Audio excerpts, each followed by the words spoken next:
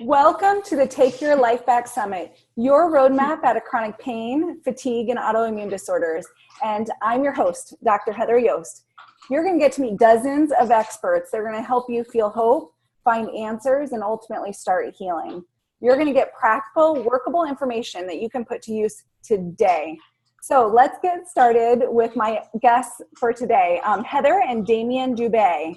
They are diagnostic and functional nutritionists, co-founders of E3 Energy Evolved, a thyroid, adrenal, and metabolic restoration system, helping women and men create their lifetime best natural wellness and metabolism. They discovered their system during their battle to successfully beat Heather's advanced Hashimoto's thyroiditis, chronic fatigue syndrome, and autoimmune disease, drug-free through nutrition and lifestyle, and transform her body to compete nationally as a U.S. national level figure athlete in 2 years. With 50 years combined education and experience in nutrition and wellness, psychology, athletics, and pharmacy, they are nutritionists, athletes, expert contributors for Experience Life and On Fitness magazines, and nutrition science peer reviewers to mass market fat loss brands like Tap Out XT. Thank you for being here. It's a mouthful. Sorry, we need to shorten that. It is. You guys have done a lot, and it's nice. We've been busy. My first husband and wife team. Oh, thank you. We're glad to be here, Dr. Yost. You guys have been really busy. Your story is really, Heather, what caught my eye. Really, you have an amazing story that began 20 years ago. Would you mind diving into that a little bit further? Where were you then, and what's your journey to where you are now? Yeah, absolutely. So really my first interest in health began back in my late teens, early 20s, because I have a rare neurological condition. And so that was the first time in my life where I kind of wanted to turn away from mainstream medical and got more interested in how could nutrition and things like ketogenics and movement and sleep regulation, hydration, how could all of these things improve my outcomes so I could live without medication? And that's always been a value for me. We went through quite a bit from that period in my life. When I noticed how much better I felt, I got really fascinated with fitness and then progressed into nutrition. And so early on in my 20s, I was really, really big into fitness and progressed into becoming a fitness professional just for fun outside my work, and also competing as an athlete in natural bodybuilding for women. Damian actually had competed too, and we met through our connection with nutrition and fitness. And so I had a lot of stress in my early 30s. We were going through quite a bit of change in our life, newly married. I was working a really intense, marketing manager job at a agency where, you kind of, it's really your pace is very up and down. We were going through a corporate buyout. So a lot of things going on after we got married. And I didn't really know what was going on, but I just started to notice shifts in my body at that time. I started to notice that, as someone that had a long practice and commitment to doing sports and athletics most of my life in some form and being active, all of a sudden that motivation just wasn't there to go anymore. So I didn't really want to go to the gym. I felt tired after work. So there were all these things that started to progress. And then, I started to go to doctors and really wasn't getting a lot of answers in the allopathic community, and was kind of told, well, we don't know, and then all of a sudden it started to get worse. Like I noticed rashes, they would come and go sporadically. I started to lose hair in the shower. If you've seen my picture, it really got to a point of 2 years of, I actually have a big one here to share, if you don't mind. It's unbelievable, the transformation, and really how sad you looked in the before picture. Thank you for noticing that. I will say, oh gosh, it makes me teary.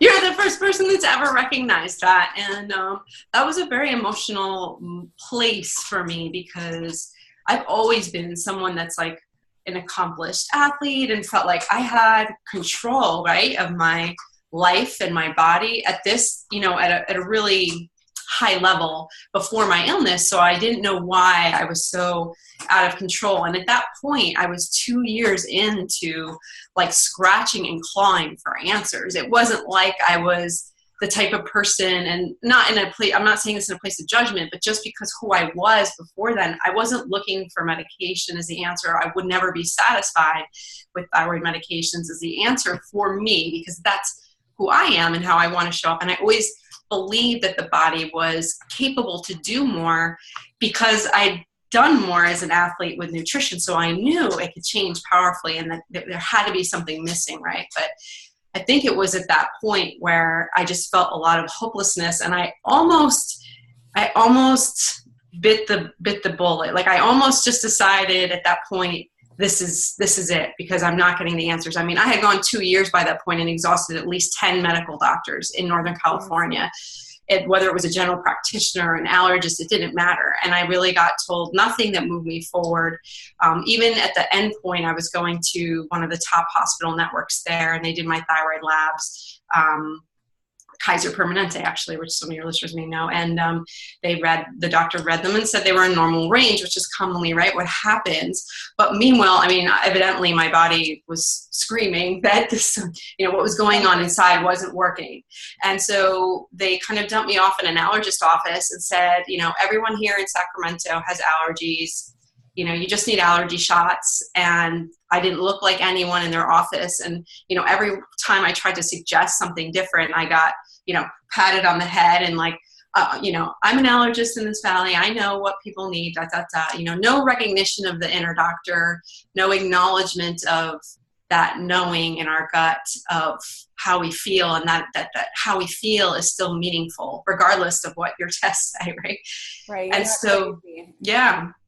And so it was at that point that, my husband started to really believe me when I woke up with, swollen eyes every day and eczema on my eyelids and my neck and such. And it was just, I kind of had this moment, this pivotal decision where I decided to leave my job, because I didn't know what I had at that point, but I knew enough to know that every time I was exposed to stress in my work, where there, was intense stress because of the buyout, that my symptoms worsened. And I felt that I had to make a commitment to take this more seriously at that point, because I was scared that I was potentially going to lose my life if I did not, with the way that it was progressing at that point, 2 years in. So very long story short, but so basically once I made that shift, then the universe started to bring me some of the pieces that I need. But it really wasn't to that moment that I made that decision and looked at my husband and was like, I have to put my life first here and figure this out. For whatever reason, I'm here, right? And I'm blessed with a husband who fully supported me to do that. And and so and we've always been that kind of couple, right? That's how we met. Like, health is the foundation for everything. So we figured, we've got to get this figured out, and the rest we can get figured out. If I'm not alive, I'm not doing anyone any good. So we'll figure out the finances. We'll figure out the logistics later. Let's just get it done. At that point, we didn't know about more, I hate using the word alternative forms of care, because it's such a shift. It should be like primary to me, but we didn't know a lot. Like, I had tried more natural things. I had tried acupuncturists. I had tried naturopath, but it still didn't get me traction. So I started to cast a wider net and went out of my area and started traveling, but that became expensive really quickly. To travel out to, wellness centers and such and stay for that kind of treatment, you're racking up thousands of dollars in a week. So came home, continued the care, went back to school to study functional nutrition to finish my journey, and was well in about a year and a half time. Unfortunately, fast forward from that, we did go through a bankruptcy from the costs, because it was about $40,000 and I was out of work. And that was also 2008, 2009. And everything went haywire, and Damian lost his job 3 times at the same time. So it was really crazy story. It's kind of why we're so passionate about it, because, when you have the opportunity to go through something so life-changing as that, it was just for us, that forever changed whether we would have children or not. That forever changed the course of our life. And there's a lot of good that's come out of it, obviously, but I think people don't think, I mean, this isn't the average, let's hope that most people don't get here, right? But that's kind of why we're so passionate about our mission, is that we want people to know that, adrenal fatigue, chronic fatigue, these types of things, they don't kind of drop off at this level. They kind of drop off and then you just go down really quickly. And it could get bad really quickly. So just trying to encourage people that there's so much that can be done to change your outcomes naturally if you want that. Well, and I think knowing that no matter where you're at, there's got to be you should have hope. There's something that you can do to help to dig yourself out of it, and you're not alone. Yes. Mm-hmm. Yeah. And that's a word that comes up and we hear so often. I'm sure you do too. Yeah. You feel like you're very alone on that journey, because there's this elusiveness, because people can't see the symptoms at first. It's like you feel them internally. You feel the lack of motivation. You feel the lack of energy. You feel the brain fog. But there's a lot of judgment, because nobody really understands on the outside. I mean, I lost friends. We lost friends during that period. There's just a lot of judgment that it's like, well, you're not sick. Why are you canceling plans? Like, there's nothing wrong with you. And no one really just has that unconditional understanding until we see something. So we have a deep empathy for that, because in the beginning phases of these diseases, you're not really seeing all of it externally. By the time it makes it out there, you're in a pretty rough state, the way I was. So you want to avoid that at all costs. You mentioned on your website that you like to fix broken bodies. And I think that it's a valid point after what you just said, is that you can potentially be broken on the inside, but you don't show up with the symptoms on the outside. And that doesn't mean that you're crazy, and that doesn't mean that nothing's wrong with you, just like the position that you're in. But it means that maybe you have to dig a little bit more into the root cause of that, and surround yourself with people that can support you, which is really the whole reason for this summer. Is it's all resting on the foundation of hope. In your story, gosh, that alone is going to serve so many people, much less what you guys do. It sounds like your husband really was the most influential person on your path, right?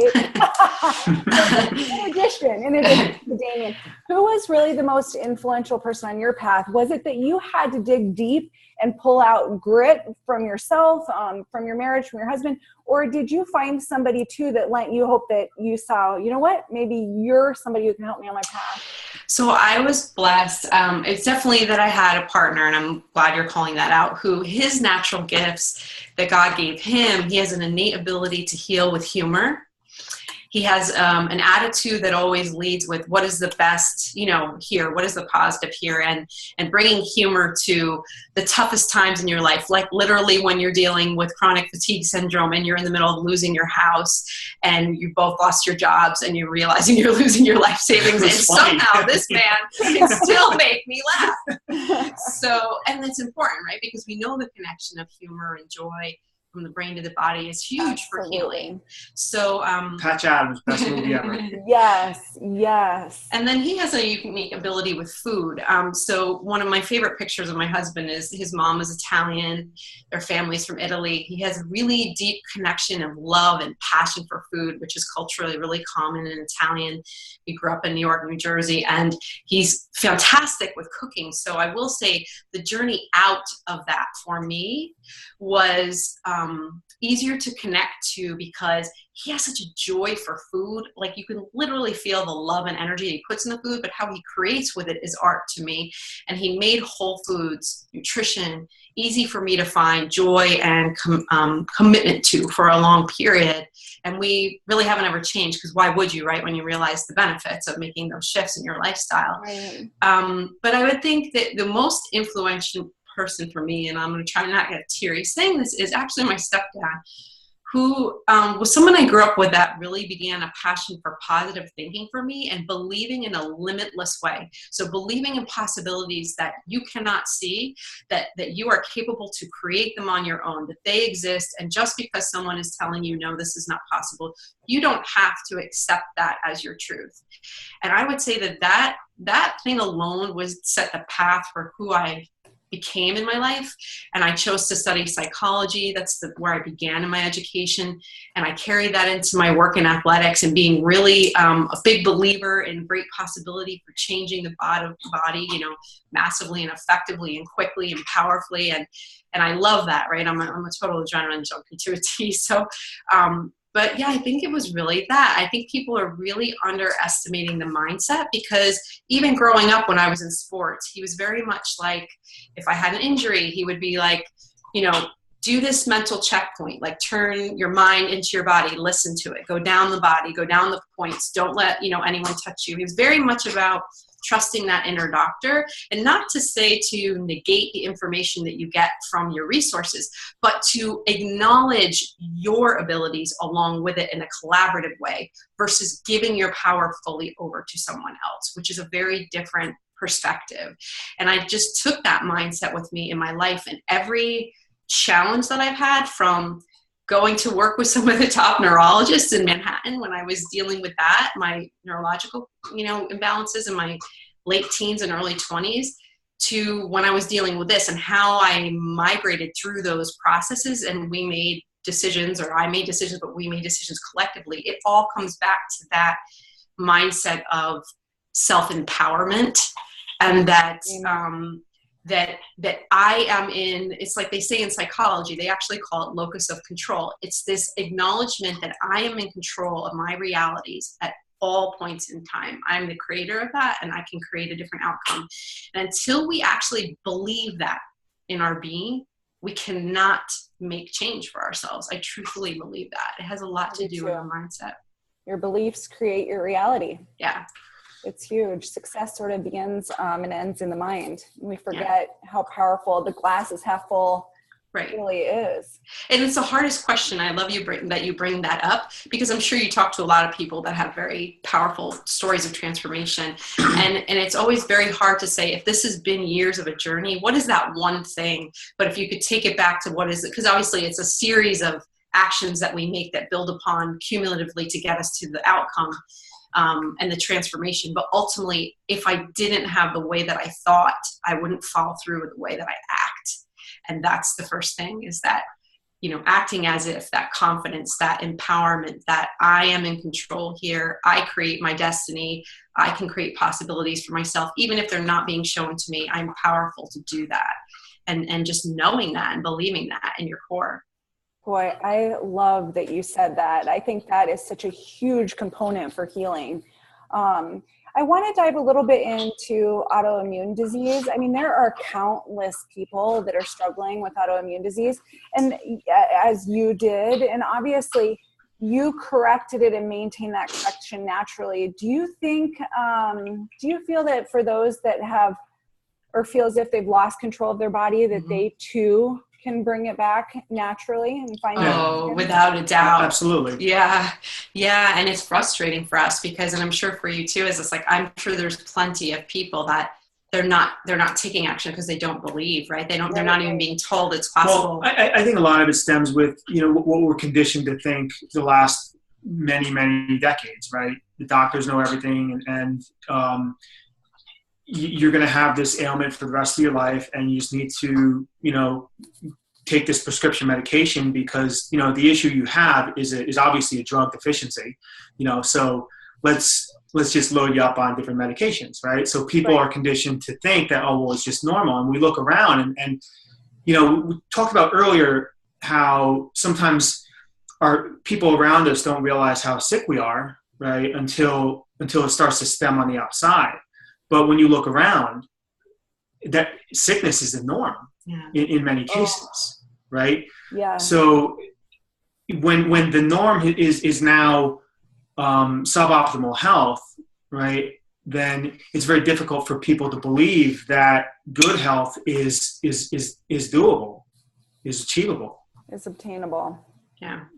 Yep, I think that's really sad. It's true. We really live in a culture of a very unhealthy dis-ease. Dis-ease, exactly. Mm-hmm. Hoping that whether it's a medical doctor, or even a natural doctor, that you can get a pill that will fix it. When, just to go back to what you said, it took you 1.5 years to get on top of it. Can we talk a little bit more about how you help people naturally with autoimmune disease, chronic fatigue and pain? Like, where do you start with these people? We start with a really, really long intake process. Yeah. Right? This is before you jump there, I want to explain why we do this. So this goes right back to our story. And so coming out of what we went through, you know, like I said, it was very financially traumatic. And so we were looking for the best practices, right? Because that's what you do. When you're going through that, you're like, okay, what are the pitfalls that we want others to avoid that we kind of went through? Or what are the opportunities to create cost and time efficiencies here so we can speed up the healing process? And part of that comes back to what we were doing before my illness, which is, you know, we were very blessed to work. One of our mentors, a very well-regarded PhD in nutrient biochem in the athletic industry. And so, you know, we worked in a level of nutrition programming for high-level athletics where a lot of people don't even ever get exposed to or see. And so for us, knowing that area of nutrition and supplementation, we knew, okay, if we can speed the body as an athlete from a performance goal and they want to do, you know, prep for this high level of outcome fast, why can't we take those properties and best practices in to someone who has a healing goal? Because ultimately they want to move fast out of that place too, right? So how do we do that? And so, and then secondarily, what was really important to us is even when I went to functional nutrition school and got well, at that point I started doing more general holistic nutrition kind of mentoring. But we invested another 5 years in our education at that point because we really always knew we wanted to do diagnostic-based work because labs were not used to direct my healing process, and that's part, in our opinion, of why it was more costly. Now, there were assessment methods used, but they were more testing the body's energy, so like biofeedback, which there's still validity to that, absolutely. Yeah. But we wanted to kind of, I guess, throw everything at it. You know what I mean? That's kind of how we look at it, is like, let's acknowledge that this is a holistic body and this is a holistic being with a mind and a body that got here, and even a spirit that need to be considered and in order to unravel their story, right? And so it's not as simple, I would love to say, as like what we see, and you probably see most people when they come to us is like, well, I'm taking some supplements and I've done a little paleo, or maybe they haven't even done that yet, but they're just taking some supplements and they're just kind of focused on a pill, or they're focused on just food, and it's just like it's not enough yet, you know? Right. It's not enough. So in any way, the way we work with them is we start, like Damian was saying, with a battery of labs to get really clear on what are multiple systems in this body saying to us right now, so that we can kick over as many rocks as possible at a single point in time, so that we can not only look at those systems, but look at how those systems are correlating. But even in addition to that, we're looking at their entire health history, right? Dating back to when they were a child. If there's certain things that maybe have triggered that autoimmune response from an early onset, you know, and then also what other types of symptoms, right? Because a lot of times when we're talking about symptoms, we're talking about, well, you know, I'm constipated, or I have low energy, or, you know, I got some skin irritations or whatever, headaches. But there's so many other things that, you know, again, we just feel that are normal, right, for our society, but it's still a symptom, right? So we need to look at all these different things, because even though you're looking at labs, and labs really will help to kind of guide the direction you need to go, they're not always 100% accurate, right? And they're not always 100%, they're not always there with 100% efficacy, right? So when so, you know, a lot of times you do need to, you know, compare that with the symptoms of the individual, right? And just kind of shoot from the hip at times, you know, and just use intuition. And I think that's where a lot of practitioners make a big mistake, is they're not using their gut, you know, because everything's not black and white. You have to look in the gray, you know. Well, I love that you said that, which brings me back a little bit to us as consumers. We tend to want to self-diagnose and self-treat and self-test. I have so much to say. And I think it's so important to have a coach and a guide and somebody that can bring their knowledge, their experience, their expertise, their intuition, to the table. And I don't know how you feel, because like we don't, like that's just where we begin. And that's the other thing is we work in tandem with our clients. We don't actually separate. So they're working with both of us, and I stay in the area of more of the psychophysiological aspects. So I'm looking at their mind. How is their mind speaking to their body? And I'm working to manage their mind so they can generate more healing, because you cannot underestimate the mental conversation that you're having and that mental tape. And I totally believe, like you and I were touching on before, I mean, if you look at like Bruce Lipton's work in Biology of Belief, that what you believe and what you're saying to your body is absolutely affecting what it's coming, it's your outcomes. Yeah. And so there's that aspect of psychology that I think isn't even touched on yet for people. And that really that's why we just looked at like, okay, what isn't, when we were doing athletics, like what was I doing when I was prepping for nationals?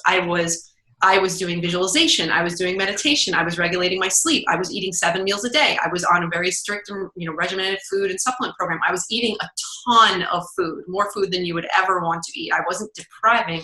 I was eating a lot to actually metabolically speed up my body. I was working my fitness. I was working with a coach. So any athlete that wants to do something that's in the form of greatness, they take a village. And they surround themselves with a village, and they take every percentage of their body that can work for them to get them to that outcome. They take it all and they maximize it. You can talk to any Olympic athlete, and then anything else that's in their way, they actually shut out the noise. They shut it out temporarily until they get to their goal. The same success principles apply to healing. And so when we saw that, we were like, they need a coach. Like you said, beautiful, brilliant. They need a mentor. It's not as simple as giving someone the map. If it were that simple, everyone would be successful.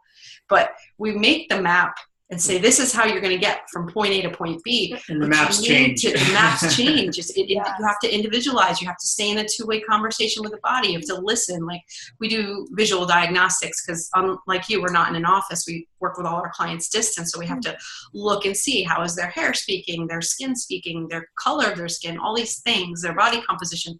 How is it speaking to us? So there's that aspect of you create the map, but then you need to stay in that constant two-way conversation as you apply the science and see how is that body changing, and do we need to continue to change the map as it adapts, right? There's always going to be road closures, right? And you're going to have to take an alternate route. Or plateaus or whatever. Quickest distance between 2 points is always under construction. Right. And then when the plateau happens, or you're frustrated, or maybe you're in die-off one day and you feel nauseous, well, that, to your point, it's not, there's all this self-diagnosis going on, and it's not something you're just going to know how to do on your own.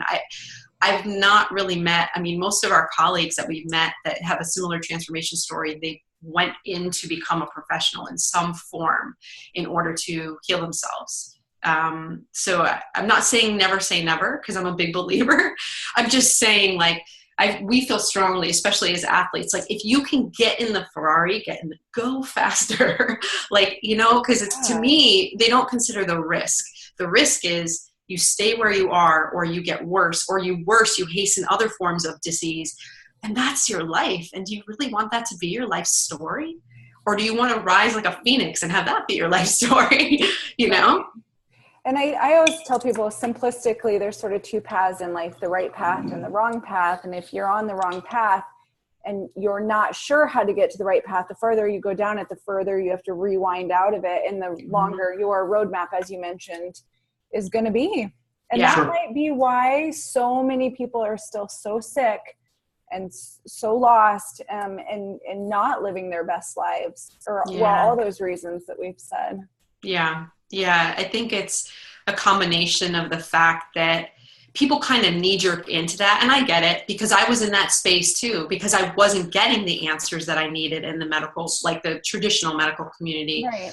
And so it is natural that you kind of move, you go there first, because that's what society tells us to do. And then you move into questioning and expanding into more alternative, forms of treatment and care. And you start to advocate for yourself.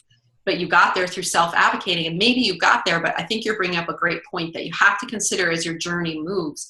There's different phases where you have to consider, is this no longer serving me? How is this really serving me to be in this energy and role? And I want to add to a super important point, because I find we talk to our clients about this and people do not understand this. The brain uses a huge amount of energy in the body. Okay.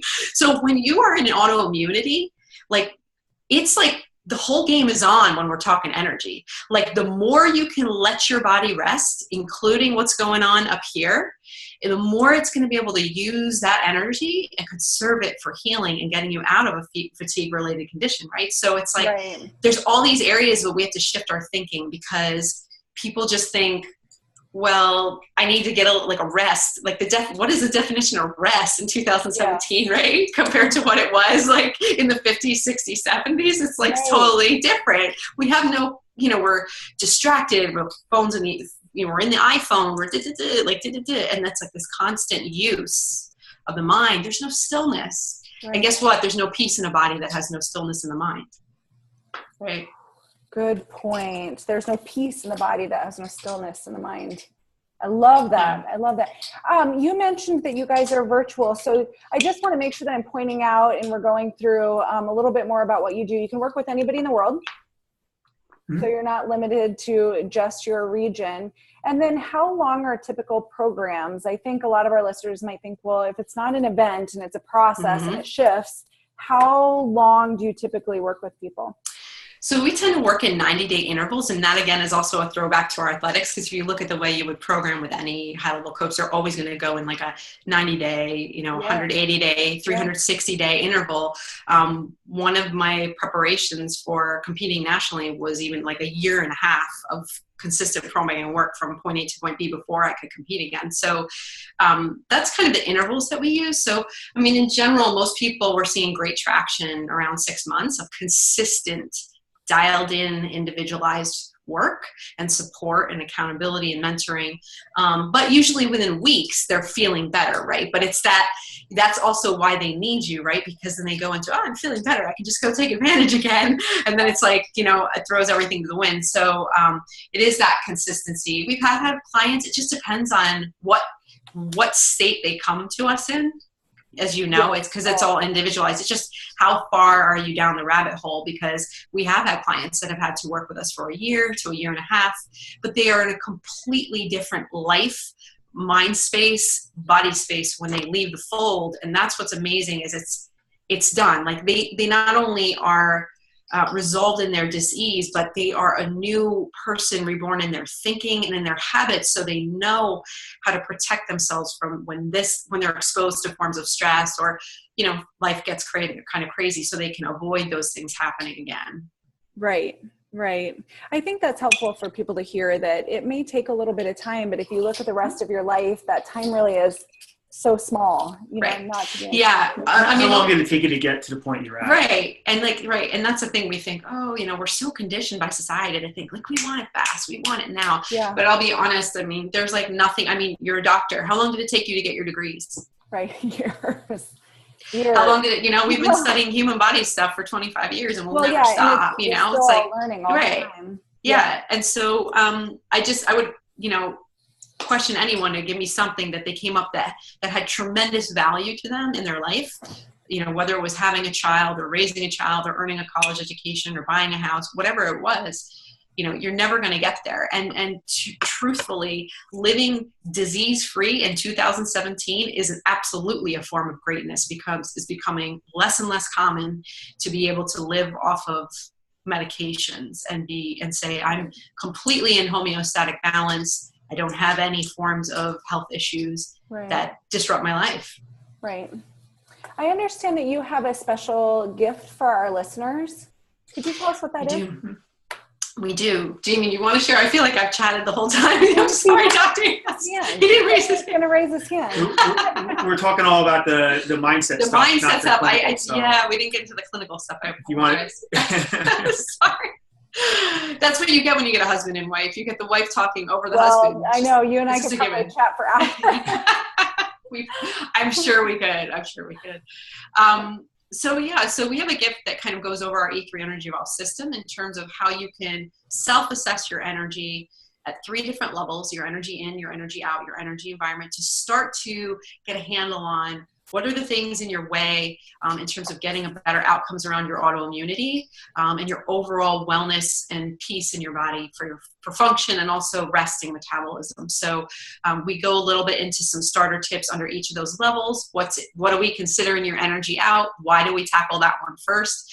What do we consider in your energy, your energy in and then energy out? And then what do we consider in your energy environment? Things like endocrine disruptors and those kinds of things, detoxification. So it's just a kind of entry level guide.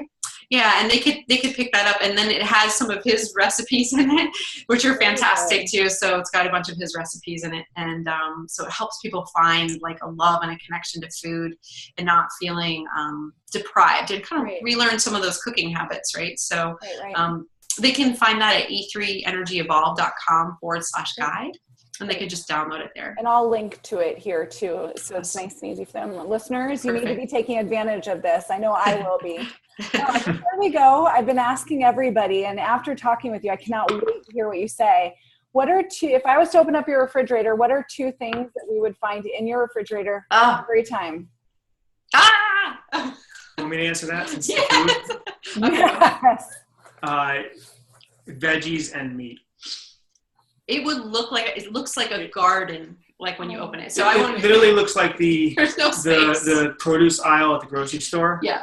Like that's what a fridge looks like. And then with a bunch of meat in it. So so that was the left brain answer. The right brain answer is like colors. Literally, it's colors. It's just a lot of greens, a lot of colors. It should be. But it's full. So it's not like just the veggie drawer has like 4 or 5 vegetables. It's like the shelves are stuffed with vegetables. Like, yeah, we're not vegan. Like but we are big believers in plant-based eating. We're vegetarian 65% of the time. The other 35% is carnivore. Somebody said that you should have, one of my speakers, I can't remember now, said that your meat should be your condiment. I thought that was really interesting. Your meat should be your condiment? Condiment, yep. Mm-hmm. Maybe not. I don't know that I agree with that 100%, but I think that what we need to do is we need to eat a boatload of veggies and some animal products on a regular basis throughout the day. I mean, we definitely, and it depends on the person, right? You know, if it's somebody that's having health issues, you may not, like, it's all, again, individualized, as you know, right? Yeah. But it's standard. We do probably believe in a good, consistent amount of protein, and usually those are coming from because you have to understand too is that all the detoxification processes within the body require certain amino acids in order to get to the next step, right?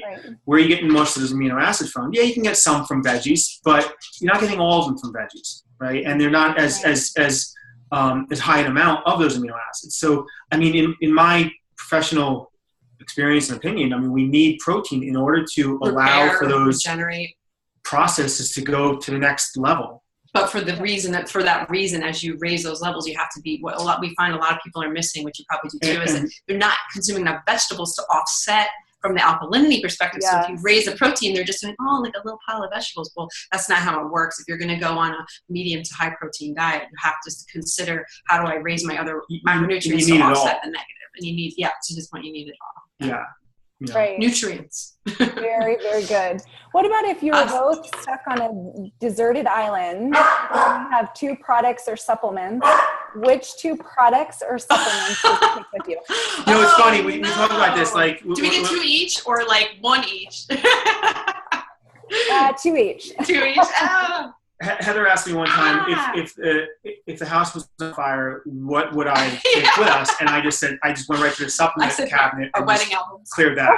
And he's like, I take just everything out of the supplement cabinet. I thought maybe you'd say you'd make sure to grab Heather before you get out. Well, that's a given, right? The dogs and the supplements. And the supplements. I mean, they're all clinical grade, so it's like designer supplements, right? Like one of our colleagues said, she's like, I trade my designer jeans for designer supplements any day. I love it. I love it. So on a deserted island. On a deserted island, what would we take with us? 2. Was it 2 supplements or products? 2 supplements. Oh God. Okay. So, for me, it would be, I have this really awesome, one of them would be, I have this really awesome Ayurvedic oils mix that has like yin yang, and I'm not even sure I'm pronouncing it right, but I use it on my tapping points and stuff, like if I need to calm down or to hasten sleep. So like, I just can't live without that. I really can't. That would be one of mine. Honestly, if and then GABA. Very good. Okay for me. If we lived on a deserted island, I'm not sure we would need supplements. Because we have like no stress. Leave it to eating from the land, True. right? So it would probably be a cast iron skillet. so you can hunt and catch some dinner. Yeah. Okay. Very good. Very good. I just want to make sure we say one last time how people can find you if they want to learn more about you, your products and services, and what you can do to help them. Sure. So they can find us at e3energyevolved.com. And the 3 is the number. So it's E and then the number 3 and then energyevolved.com. Awesome. Yeah. You guys have been really, really, really fun to have today. Thank you so much. It's been just a blessing to hear your story, Heather. And Thank you. You too, Damian, how you guys work together as a team and just even the power of working together as a team and where that brought you. So thank you so much. What an amazing story. Thanks, you for having us. Yeah, we had a lot of fun. You're welcome. Well, that's our episode for today. Make sure, listeners, that you're watching for more from us, Dr. Heather Yost and Yost Wellness Centers. Thank you for being here. This is the Take Your Life Back Summit. Take care, be well, and we'll see you tomorrow.